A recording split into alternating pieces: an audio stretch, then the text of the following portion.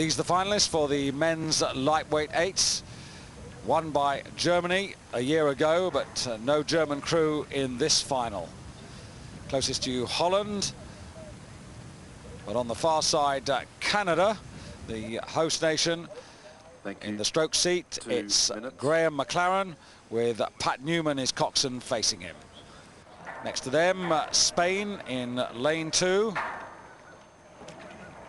Jesus Gonzalez Alvarez, the man in the stroke seat for Spain. Then Great Britain, the man setting the rhythm for the British in the stroke seat, Ben Webb, with Chris Cormack, the coxswain. Then the United States of America, silver medalists a year ago behind Germany.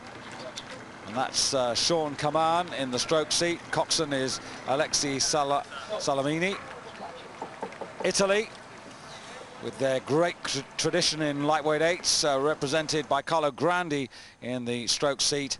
And then the Dutch, who are closest to you in lane 6. And it's Jeroen de Zwart in the stroke seat, facing his coxswain, Paul van Barel. So off we go with the Italians. Dan, the Italians, they've been a great force over the years. In fact, they've dominated from the mid-80s to the early 90s, but they've not been so dominant in recent times. No, absolutely.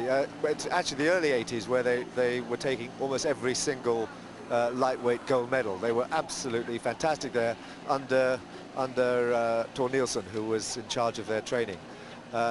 But those people have moved on. They won 7 gold medals in the eights, one after the other. And there are people there who are still rowing. Gaddi was part of that group. And now we've got Carlo Grandi, who was also on the tail end of that group. At the moment, though, it's the United States who've gone into the front, with Italy just sneaking along there alongside them, maybe a couple of feet down. But the United States have really gone to take hold of this race from the front. Well, there are the Americans. Interesting man there in the bow of that boat. Actually, the man in the 2 seat, that's Chris Kerber. Got a peculiar claim to fame that 10 years or so he climbed up both of the World Trade buildings in 72 minutes. Mind you, won't be thinking about anything like that at this moment. Through the first quarter, and it's Italy and America pretty close together. Probably the Italians just from the Americans. Great Britain in 3rd, and Great Britain, who won this title in Indianapolis in a really terrific finish in 1994. The Great Britain team here in the opening heat went out to try to win and found themselves struggling 3/4 of the way over the course. They fell back and had a long talk with the heavyweight coach Jürgen Grobler, and he said, "Look, boys, you aim for the bronze medal. That's your level at the moment, and if anything better comes, then go for it. But you've got to race according to what you can do. You've got to settle into a race plan. You've got to work at your level and find a rhythm." And that's what they're doing here. They're trying to settle into a race. They did a much better job in the repechage. And at the moment, we've got Italy and United States leading, with Great Britain trying to sort themselves out into a good rhythm there in 3rd place. So the US just narrowly from the Italians. United States, doesn't matter what sort of 8 it is, they always want to win an 8. Yeah, they love eights. It's not pretty, but it's very, very strong. It's very hard on the catches. That's the way they row. It's very hard on the catches. You can see them losing their finishes a little bit, but it's putting them still almost half a length in front of Italy, with Great Britain in 3rd place. Half distance, and America now very much in charge of the race, ahead of Italy. Great Britain just about 3rd at the moment, ahead of the Dutch. And then Canada on the far side, and Spain right at the back.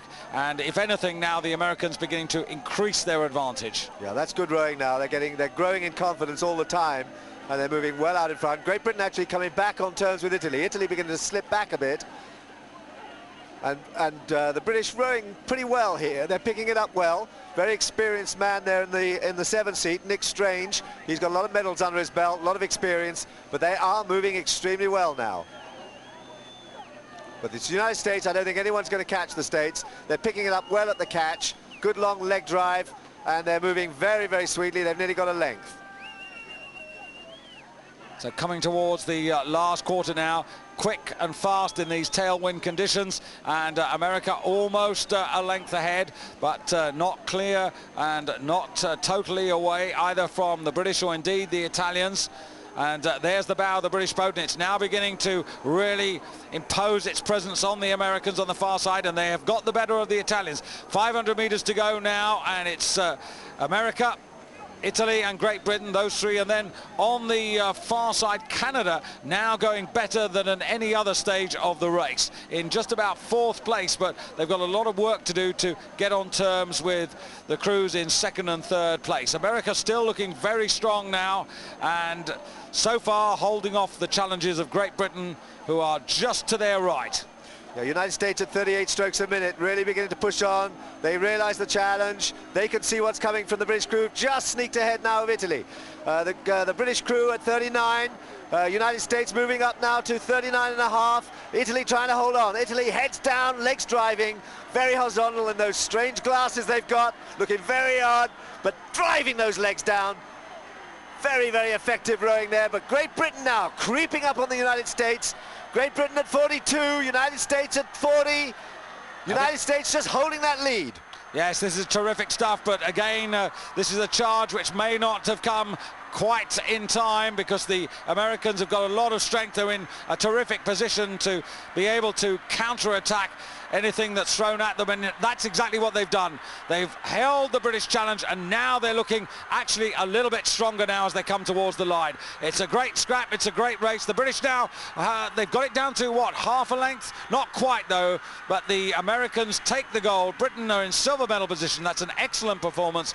Italy take the bronze. Canada in 4th place ahead of the Dutch and then the Spanish.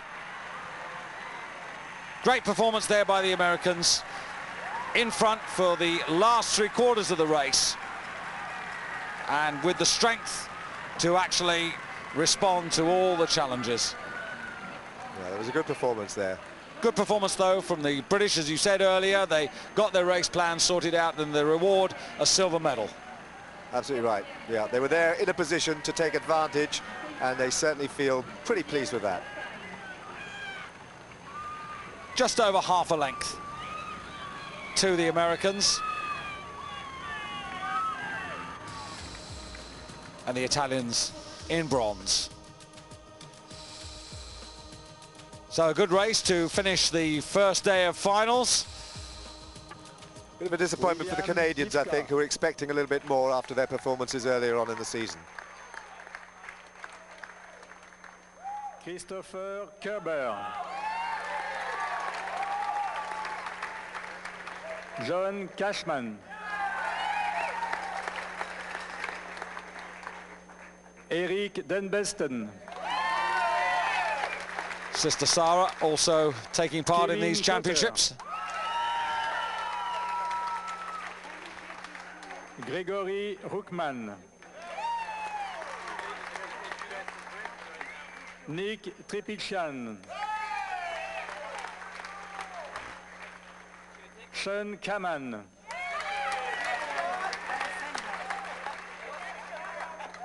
Alexei Salamini. It was just a great day, beautiful conditions. We've had a great year with this group. We kept getting faster and faster, putting in good times, and just put it all together here. It was a perfect 10. Second gold medal of the day for America, but there are still 12 gold medals to be decided, and those come tomorrow. Hope you've enjoyed the action. 4 new world best times also set today. From Miriam, Dan and myself, for the moment, bye-bye from St. Catherine's.